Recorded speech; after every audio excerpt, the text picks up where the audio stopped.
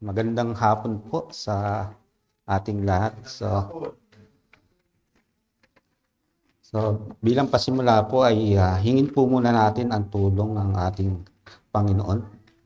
Nalangin po tayo. Patuloy kami sa iyo lumalapit, O Diyos, upang ilapit ang aming gawaing pagsamba. At dalangin ko nga po, Ama, tulungan mo ko sa aking pangangaral nawa. Huwag yung hayaan na ako'y magkamali. Huwag yung hayaan na malimot ko ang aking inihanda. Huwag ko at tulungan mo akong maibahagi ito ng malinaw at matapat, Panginoon. At nawa, gamitin mo ito upang patuloy na magbigay ng encouragement sa iyong mga mananampalataya. At nawa gamitin mo ito upang hamunin yung mga wala pang totoong kaugnayan sa aming Panginoong Hesus na lumapit sa Kanya. Kaya Ama, sa inyo po namin pinagkakatiwala ang lahat ng ito at nawa ang banal na Espiritu ang patuloy na manguna sa aming pagsamba. Kaya ang dalangin, ng ngalan ni Kristo Jesus namin pagtas. Amen. So pinamagatan ko po yung aking mensahe na ganito, ang sakripisyong nag-aalis ng kasalanan. Wala pala akong PowerPoint. So, napapatingin ako, wala pala akong PowerPoint. So, yan po yung title ng mensahe ko. Ang sakripisyong nag-aalis ng kasalanan. So, matatagpuan po yung aking ibabahagi sa aklat ng mga Hebreo sa Kabanata Siyam, talatan 27 hanggang 28. Hebrews chapter 9 verse 27 to 28. Sabi rito, at kiyamang itinakda sa mga tao ang mamatay na minsan, at pagkatapos nito ay ang paghuhukom. Ay gayon din naman si Kristo na inihandog na minsan upang dalhin ang mga kasalanan ng marami, ay magpapakita sa ikalawang pagkakataon, hindi upang harapin ang kasalanan, kundi upang iligtas ang mga sabik na naghihintay sa Kanya. Ito po ang salita ng Diyos. So ito pong talatang binasa ko po ay madalas po natin maririnig to sa mga funeral service. So ginagamit po ito sa mga lamay, no? Sa mga pag may nililibing, ginagamit po ito kasi ito yung nagpapaalala patungkol sa kamatayan. Pero hindi po ito isinulat ng author ng Hebrews para gamitin lamang sa mga funeral service. Bagkos isinulat ito ng author ng Hebreo para bigyang encouragement yung mga mananampalataya nung panahon na yon. Sapagkat sa mga hindi po nakakaalam ng background ng Book of Hebreo, para alam lang po natin na yung mga mananampalataya nung panahon na ito, nung isinulat yung Book of Hebrews, sila ay nasa panahon ng pag-uusig. No? Inuusig sila, yung iba kinukulong, yung iba pinapatay, yung iba pinapahirapan talaga. Kaya maraming mga mananampalataya nung panahon na yon ay tumalikod sa kanilang pananampalataya kay Kristo.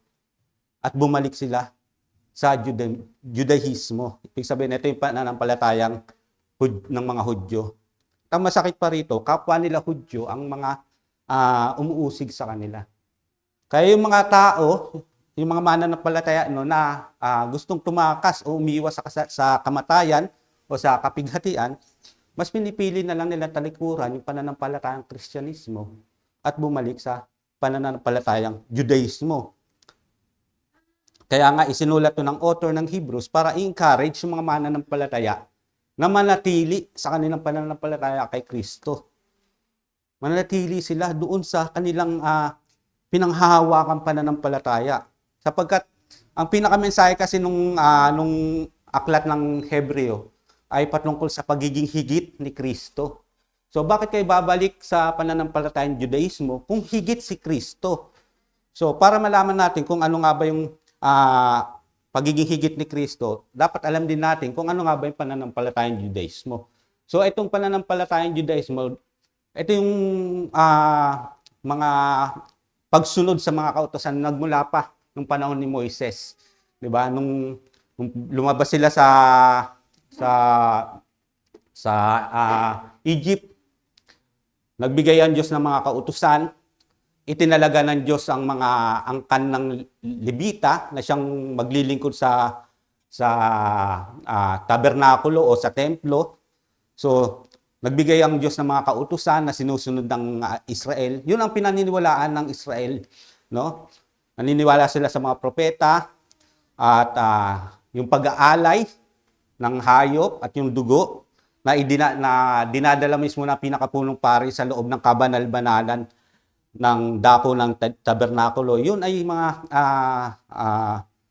paniniwala na patuloy na sinusunod ng mga Israelita, no, hanggang sa mga panahon na ito. Yan yung Judaismo, no, yan yung pananampalataya ng mga Hudyo. Pero sinasabi rito ng author ng Hebrews na bakit kailangan panghawakan nila ang pananampalatayang Kristiyano, sapagkat higit si Kristo sa mga paniniwala ng Judaismo. Higit si Kristo kay Moises, higit si Kristo sa mga propeta, higit si Kristo sa mga pari, higit si Kristo sa mga inaalay. So yan yung mensahe ng Book of Hebrews. Kaya bakit nyo bibitawan yung higit na mainam at babalik kayo doon sa dating yung paniniwala? Pero kung titingnan po natin yung context nung binasa nating mga talata ngayon sa Hebrews 9, no? Ito'y tumutukoy naman sa yung pag-aalay ni Kristo ng kanyang dugo. Ito'y tumutukoy sa pag-aalay. So isa rin niya sa mga ginagawa ng Judaismo, nag-aalay sila ng hayop. Pero sinasabi rito ng author ng Hebrews sa mga mananampalataya, bakit kayo tatalikod sa inyong pananampalataya kung mas inam si Kristo kaysa sa mga handog na sinusunog ng mga sa Judaismo? Bakit nyo tatalikuran si Kristo? Samantalang si Kristo ay higit sa mga bagay na yan. Kaya yung mensahe na nais kong ibahagi sa inyo ay ito. Ang sakripisyo ni Jesus ay sapat upang mapatawad ang ating kasalanan. Ang sakripisyo ni Jesus ay sapat upang mapatawad ang ating mga kasalanan. So, 2 point lang po yung ginawa ko at sinimplihan ko lang po yung point para madaling matandaan. Yung una, good news. Yung pangalawa, bad news. So, simple lang po. Good news and bad news. So, yung bad news muna. So, yung unang bad news ay ito. Ang pagiging tiyak ng kamatayan. Ang pagiging tiyak ng kamatayan. Mababasa po natin yan sa verse 27. A. Yamang itinakda sa mga tao ang mamatay na minsan. Yamang itinakda sa mga tao ang mamatay na minsan. So meron po akong nabasa na quotation dati, hindi ko na masyado matandaan, pero ito'y tumutukoy sa kamatayan at sa buhay. So sabi ron, yung kamatayan daw, hindi siya yung kasalungat ng buhay. Ibig sabihin, kumbaga, hindi siya yung kabaligtaran. No? Hindi siya yung, di ba may tama o mali. So, parang ganoon, hindi siya yung kasalungat ng buhay. Bagkus, yung kamatayan daw ay part ng buhay. Yung death daw, part siya ng life. Pero, kung babalikan natin yung Biblia, ang totoo, yung kamatayan, hindi talaga siya part ng buhay ng tao. Nung nilikha ng Diyos ang mga tao. Bagkus, nilikha ng Diyos ang tao para mabuhay ng walang hanggan. Pero kailan naging part ng tao ang kamatayan? Nung nahulog si Eva at Adan sa pagkakasala. Nung sinaway ni Eva at Adan, yung nag-iisang utos ng Diyos na huwag kakainin yung bunga na nakakaalam ng mabuti at masama. Doon naging parte ng tao yung kamatayan. Kaya nga bawat isinisilang na tao ay namamatay. No? At yan din yung sinabi sa Romans 6:23 na ang kabayaran sa kasalanan ay kamatayan. Kaya namamatay ang bawat tao. So, nakatakda sa bawat tao ang mamatay minsan. Kaya nga, ang sinasabi ng author ng Hebrews doon sa mga mananampalataya noon, bakit nyo bibitawan yung inyong pananampalataya? Dahil ba sa maaari kayong mamatay? Dapat hindi nyo bitawan. Kasi kung mamamatay kayo kasi nakatakda na ang kamatayan sa bawat tao. Yung mga tumalikod kay Kristo, maaaring natakasan nila yung kamatayan, maaaring natakasan nila yung pag-uusig. Pero darating din ang panahon, mamamatay din sila. Hindi nila matatakasan ang kamatayan. Yung inaano ng author ng Hebrews. Kasi nakatakda na ang kamatayan sa bawat isa. Dahil yan yung epekto ng kasalanan. Kaya nga kung mamamatay ka bilang mananampalataya, huwag mo nang bitawan yung pananampalataya mo sapagkat ito'y higit na mainam kaysa talikuran. Dahil kahit talikuran mo ang pananampalataya, darating din ang kamatayan sa iyo. At nakakalungkot ng mga kapatid dahil maraming iglesia ang umiiwas sa mga ganitong usapin. No, ayaw nilang ipangaral yung patungkol sa kamatayan. Ang gusto lang nila yung patungkol sa ang Diyos ay pag-ibig, ang Diyos ay mapagmahal, ang Diyos ay miracle, no, nagpapagaling, di ba? Kaya nga meron mga na yung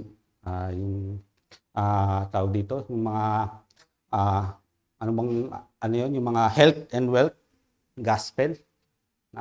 Meron nga akong naalala dati na may natinan ako noon patungkol sa ang topic niya patungkol sa tithes. Sabi niya ron, naalala ko lang ngayon na yung lupa raw dahil sa kasalanan, sinumpa. Ngayon, saan daw nakatanim ang puno? Sa lupa. Saan gawa yung papel? Sa puno.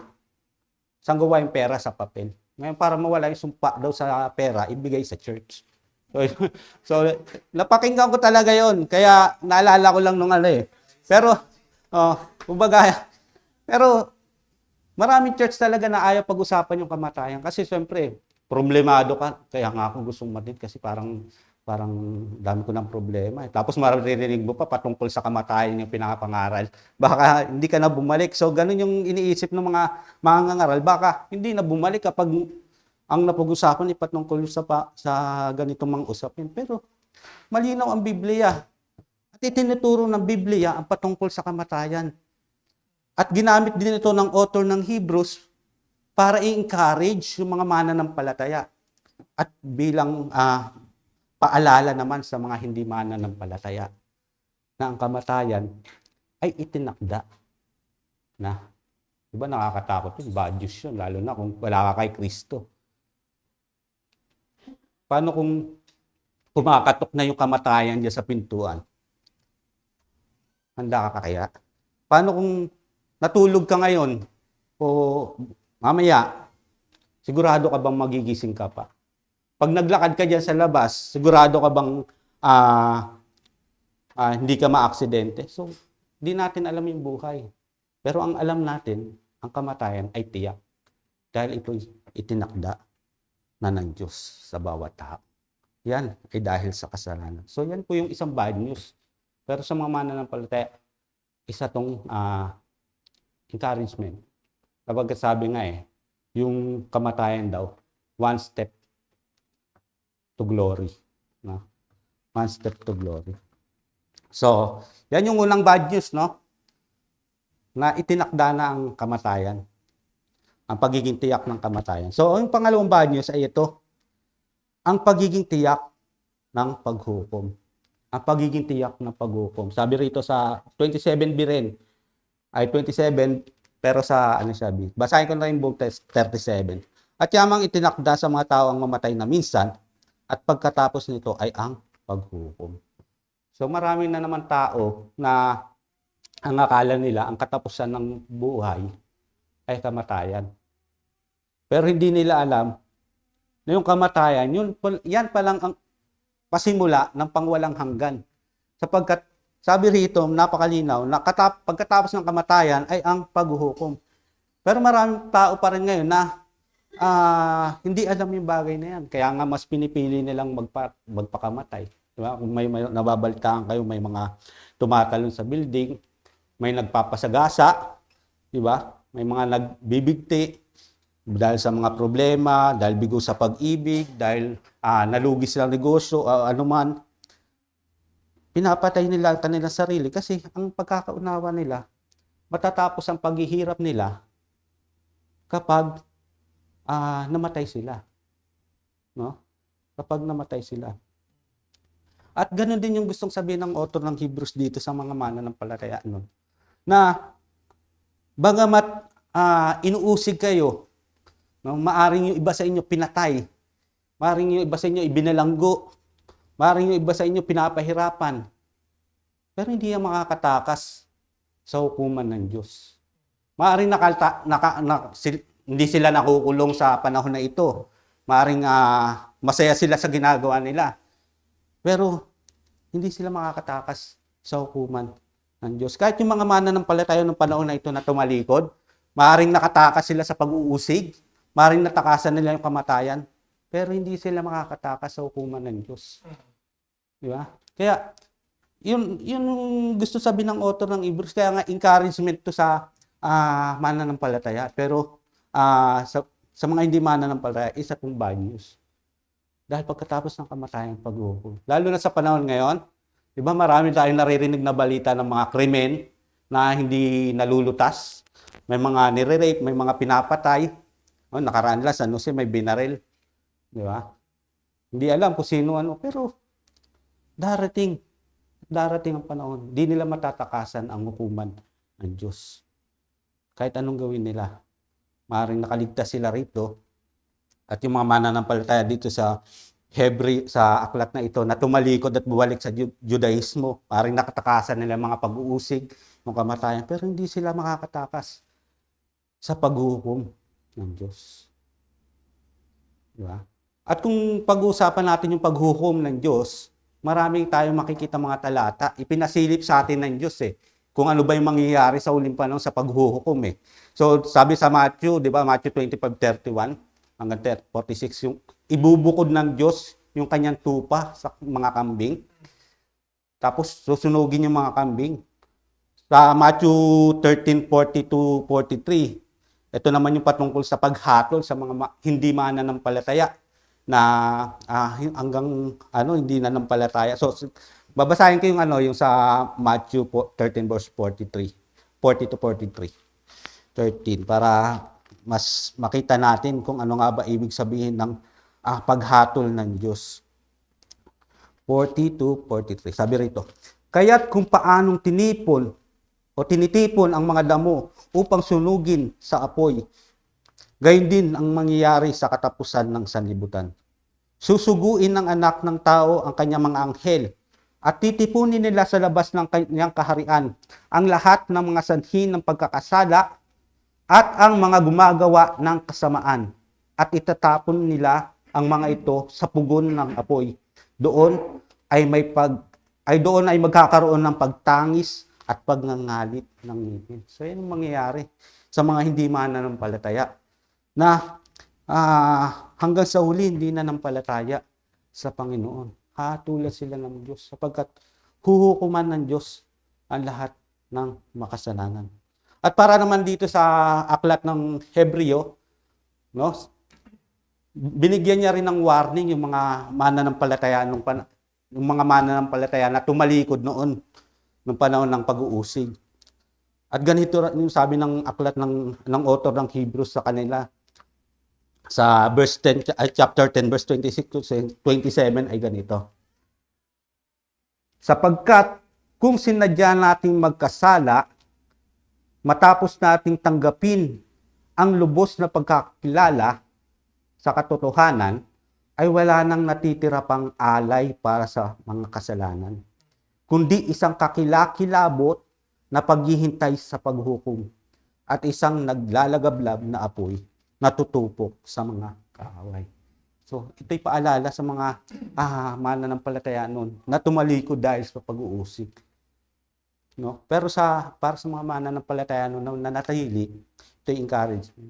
Kapagkat hindi makakaligtas ang lahat ng gumawa ng masama sa kanila sa hukuman ng Diyos.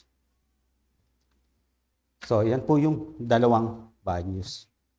Pero, sa kabila ng katiyakan ng kamatayan, sa kabila ng katiyakan ng paghukom, meron din binigay na katiyakan na solusyon ang Diyos. At ito yung good news. Yan yung pangalawang point, good news. So, unang good news ay ito.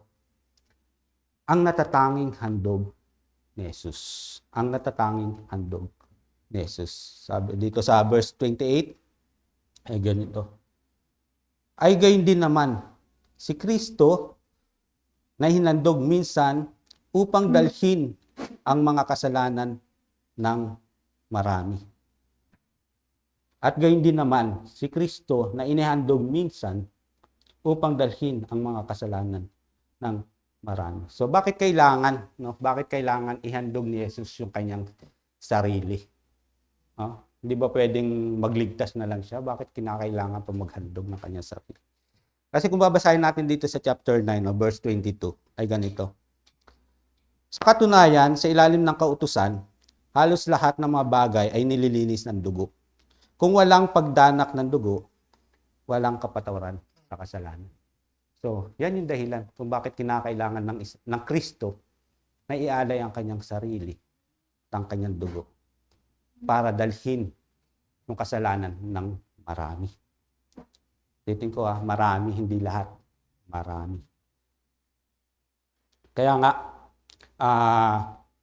kung titingnan natin, no, yung Judaismo, nag-aalay sila ng kanilang hayop, no? Nagsimula pa yan nung sa Exodus, nung ilabas ni Moises, o sa pamamagitan ni Moises, nilabas niya yung bayan ng Israel, di ba?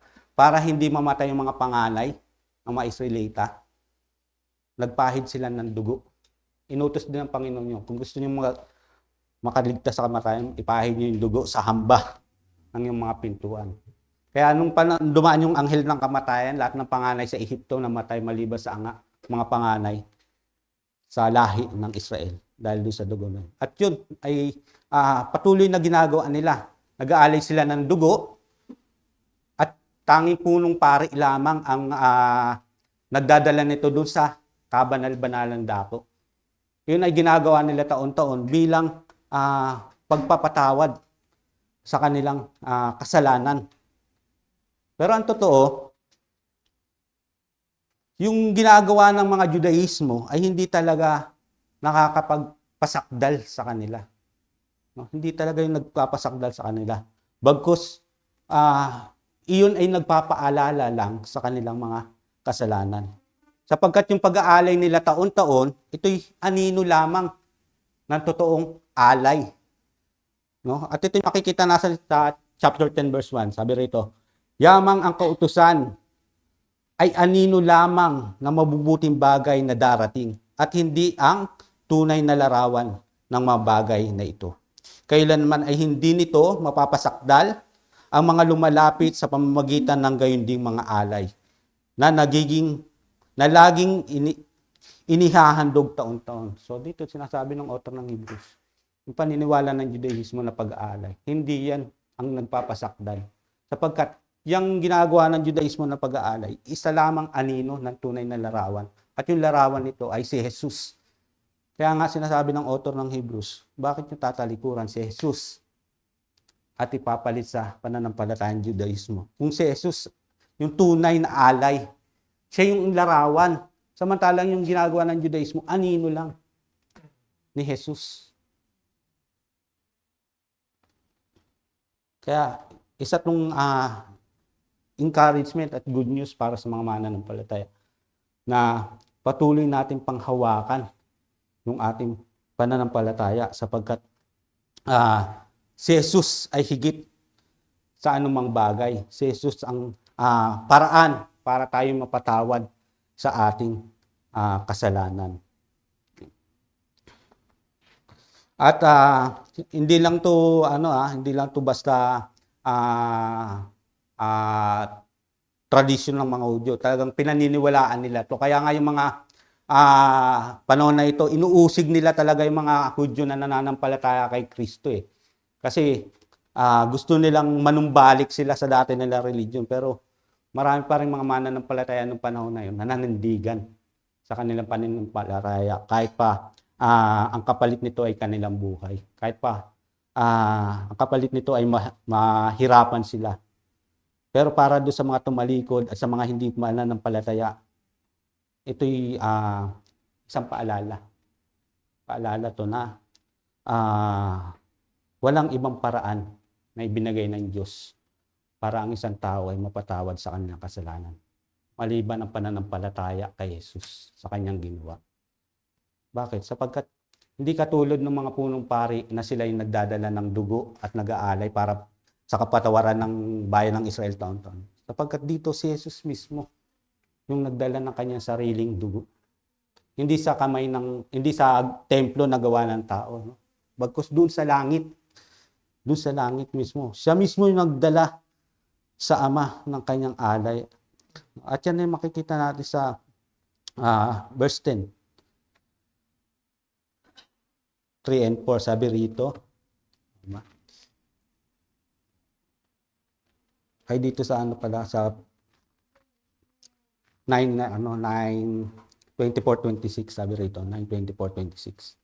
Sapagkat si Kristo ay hindi pumasok sa santuaryo na ginawa ng mga kamay ng tao, na mga kahintulad ng lamang na matunay na bagay, kundi sa mismong langit upang dumulog ngayon sa harapan ng Diyos para sa atin. Hindi upang ihandog na paulit-ulit ang kanyang sarili, gaya ng pinakapunong pari na pumapasok sa dakong banal taon-taon na may dalang dugo na hindi mula sa kanya. Sapagkat kung gayon ay kailangan siyang paulit-ulit na maghirap mula pa ng lalangin ng sanlibutan. Subalit ngayon, minsan, siya ay nahayag sa katapusan ng panahon para sa pag-aalis ng mga kasalanan sa pamamagitan ng pag-aalay ng kanyang sarili. Pamamagitan ng pag-aalay ng kanyang sarili. So, dito sinasabi ng author ng Hebrews, yung pagiging higit ni Kristo sa mga alay ng Judaismo. Sapagkat si Jesus, isang beses niya lang inialay ang kanyang sarili.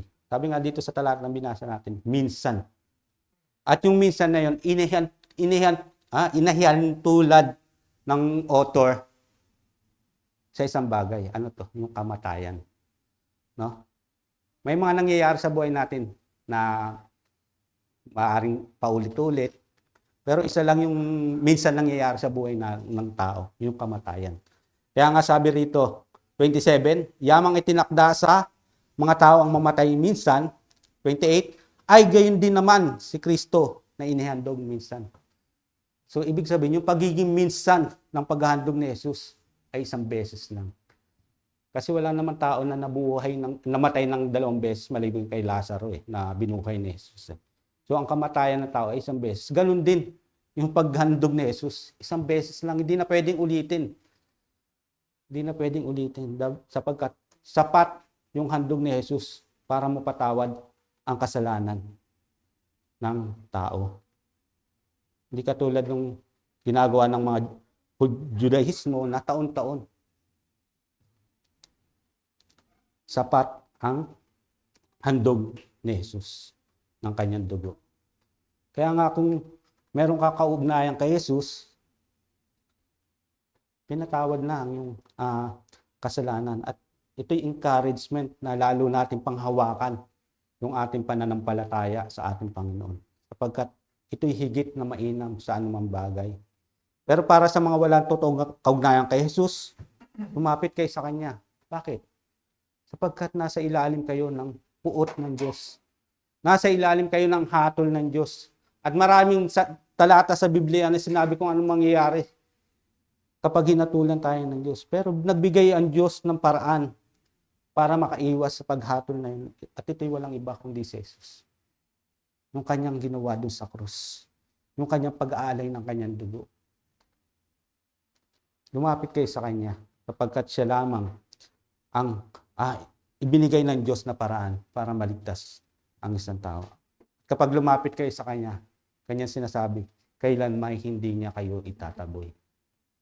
Kaya lumapit kayo sa Kanya sa daan ng pagsisisi at pananampalataya. So, pangalawang good news, ito, ang pagbabalik ni Jesus. Verse 28, B. Basahin ko uli yung buong 28. At gayon din naman si Kristo na inahandog minsan upang dalhin ang kasalanan ng marami, ay magpapakita sa ikalawang pagkakataon, hindi upang harapin ang kasalanan, kundi upang iligtas ang mga sabik na naghihintay sa Kanya. So dito, makikita natin sa talatang ito, siya'y magpapakita sa ikalawang pagkakataon. Pero hindi katulad ng una niyang pagpapakita. Di ba, nung unang pagpapakita ng Panginoong Yesus, nasaan niyo siya ng makasalanang katawan? So, Diyos siya eh. Pero nagpakababa siya at tumahan siya sa katawan makasalanan kung saan may kamatayan, nakakaranas ng sakit, ng gutom, no? At sa pamagitan ng katawang may kamatayan na yon, hinarap niya ang kasalanan doon sa krus. Tinalo niya yung kasalanan doon sa krus. Kaya nga, sabi rito sa talatang binasa natin, hindi siya babalik para harapin yung kasalanan. Bakit? Hinarap niya na yun nun eh. Nung siya'y ipinanganak, di ba? Hanggang sa mamatay sa krus. Doon niya hinarap ang kasalanan. Pero siya'y muling magbabalik. Para saan? Sabi rito, kundi upang iligtas ang mga sabik na naghihintay sa Kanya. Mga sabik na naghihintay sa Kanya. Yun ang sinasabi ng author ng Hebrews dito. Babalik ang Panginoon. Hindi para sa kanila na tumalikod. Hindi para sa kanila na mga nang uusig. Kundi para sa inyo na mga nagpatuloy sa inyo sa pananampalataya. Sa inyo na sa kabila ng paghihirap, sa kabila ng hinihingi ang kamatayan, ay patuloy na humawak sa pananampalataya.